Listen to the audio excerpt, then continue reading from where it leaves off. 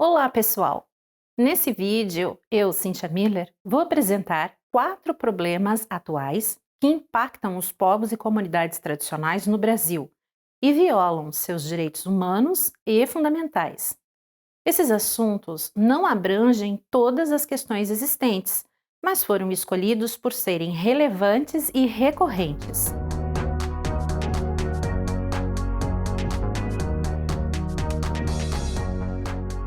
Povos e comunidades tradicionais possuem uma forma própria de construção da sua espacialidade, ou seja, uma forma de construir o seu espaço e registrar o seu tempo, cujo ritmo pode ser marcado a partir das marés, das estações ou do ciclo de produção de seus cultivares. As comunidades tradicionais constroem seus lugares e interpretam a sua própria paisagem a partir da sua cosmologia, que define a forma de se relacionar com o meio ambiente. Quando falamos de meio ambiente, estamos nos referindo à terra, ao mar, aos rios, às matas e todo o ecossistema que compõe o espaço de vivência desses grupos. Por muito tempo, a forma específica de ocupação territorial das comunidades tradicionais foi interpretada como de manutenção de espaços sem utilização, como se seus territórios tradicionais fossem grandes vazios improdutivos. De fato, isso reflete a forma específica de apropriação de espaço e de construção de lugares de tais grupos, que implica no respeito ao ritmo de reconstrução do próprio ambiente, portanto, de respeito à sua sustentabilidade. Os territórios tradicionais também são muito importantes na construção e manutenção dos referenciais históricos e culturais dos povos e comunidades tradicionais. É no espaço do território que os marcos de identidade e de memória são preservados e atualizados. A história é escrita no território. Grupos e comunidades tradicionais possuem uma cosmografia, como explica Paul Little. A cosmografia de um grupo inclui seu regime de propriedade e os vínculos afetivos que mantém com o seu território específico. A história de sua ocupação, guardada na memória coletiva, o uso social que dá ao território e as formas de defesa dele. A forma de se relacionar com o território por parte dos povos e comunidades tradicionais implica num regime de respeito à natureza, um regime de cuidado, de sustentabilidade. Ou seja, mesmo que a forma de ocupação do território implique no extrativismo tradicional, na coleta de plantas, frutos, pesca ou caça, essa prática de produção é feita de tal forma que respeita os ritmos de reconstrução da própria natureza. Este respeito à natureza garante a sustentabilidade ambiental de muitas de suas práticas ancestrais em vários territórios. Muitos territórios de uso tradicional são vistos hoje como áreas estratégicas para a constituição de áreas de conservação, justamente em consequência desse regime de respeito à natureza implementado pelos povos tradicionais.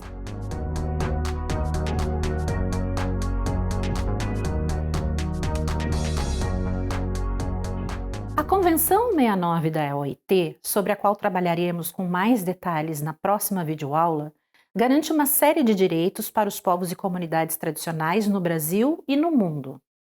Especificamente, gostaria de mencionar a situação de desrespeito à consulta prévia, informada e de ampla participação que está detalhada na Convenção 69 da OIT, nos artigos 5º, 6º, 7º e 12.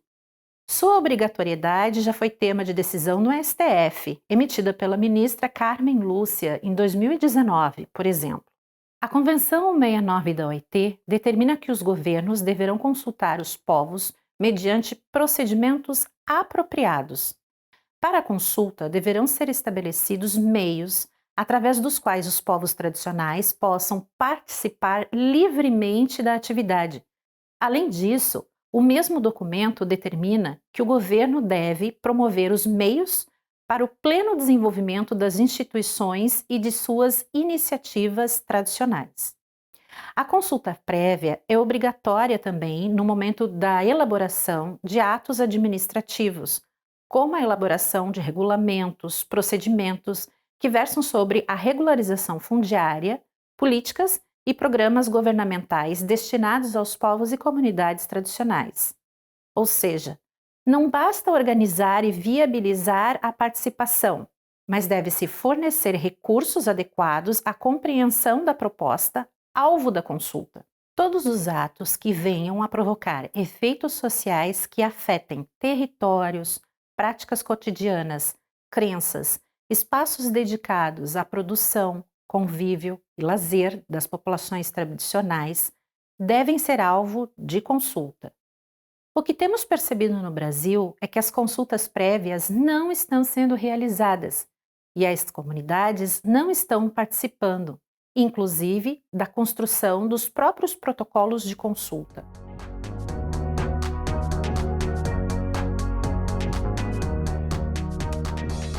Povos e comunidades tradicionais estão particularmente vulneráveis à implantação de grandes projetos de investimento. Isso pois seus territórios possuem uma acentuada fragilidade em termos de garantias relacionadas à segurança na posse e na titulação de suas propriedades. Tal fragilidade acarretou e acarreta a expropriação de seus recursos naturais de uma forma um tanto rápida para a implantação de parques industriais, portos, complexos de mineração que, através dos territórios ancestrais, passam ferrovias, minerodutos, linhões de transmissão, por exemplo. Existe hoje no Brasil um imenso passivo ambiental de obras que impactaram povos e comunidades tradicionais no passado. Grupos que jamais tiveram qualquer processo de consulta ou tipo de indenização por danos ambientais coletivos, sofridos e continuados, tendo em vista a fragilidade jurídica de proteção dos seus territórios tradicionais. É justamente nos territórios tradicionais com povos que desempenham uma relação diferenciada com o ambiente, onde há riquezas em termos de preservação de recursos hídricos, por exemplo. Esses espaços são particularmente cobiçados para a expropriação, no sentido de garantir a instalação de determinados empreendimentos, como resorts e barragens. Por consequência disso, cursos de rios e nascentes de água doce e potável secam. São promovidas alterações radicais em termos da organização social desses grupos, por exemplo, através do deslocamento dos mesmos para agrovilas.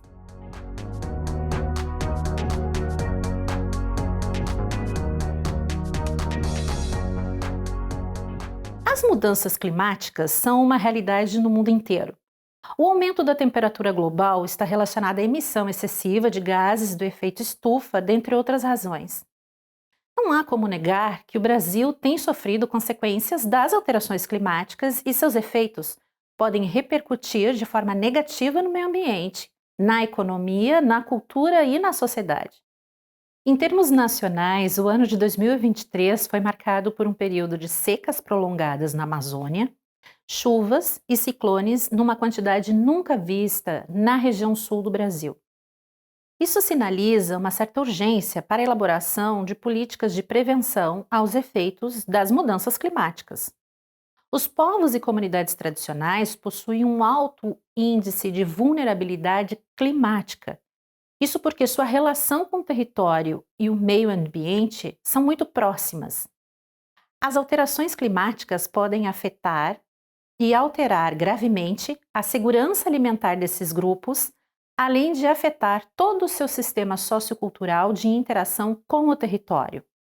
No Brasil, com o aumento do nível dos oceanos, os povos tradicionais costeiros podem vir a se tornar deslocados ambientais internos em consequência das mudanças climáticas.